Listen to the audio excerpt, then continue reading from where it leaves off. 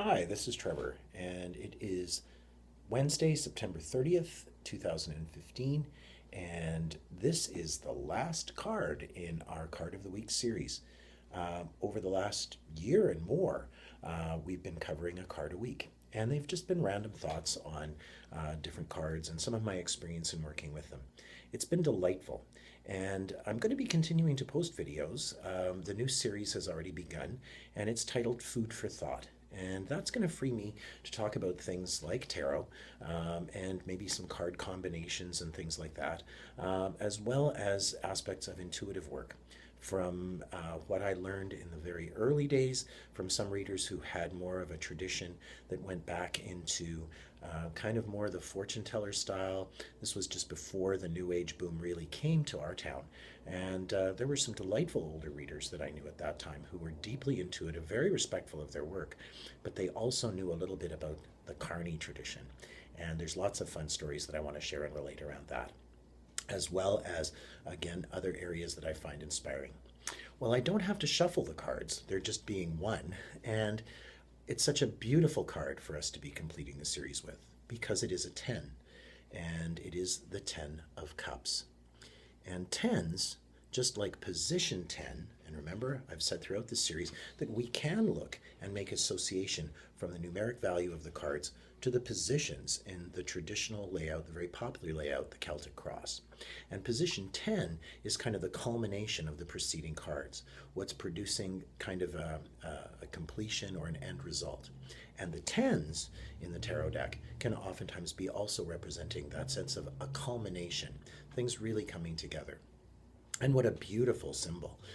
We have the rainbow, and we have this little family celebrating and throwing their arms open wide. The children are dancing.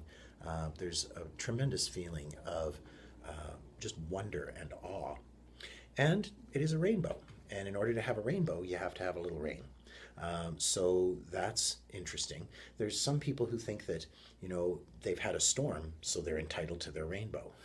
And it doesn't always work that way. Sometimes you get another storm.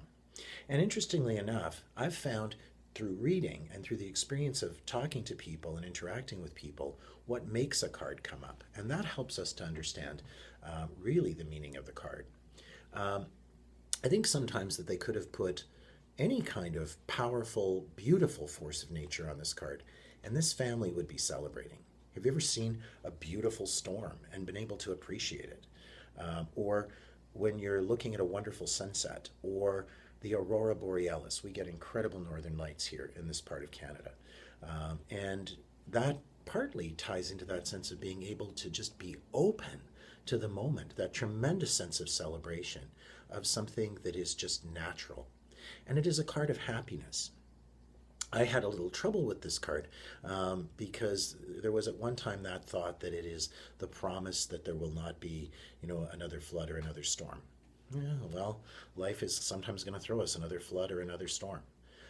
But when we can be celebrating in the moment, whatever the situation may be, when we can be open to that joy, when we can know what the Buddhists call maitri, that state of loving kindness, that's a little bit about what the card is about.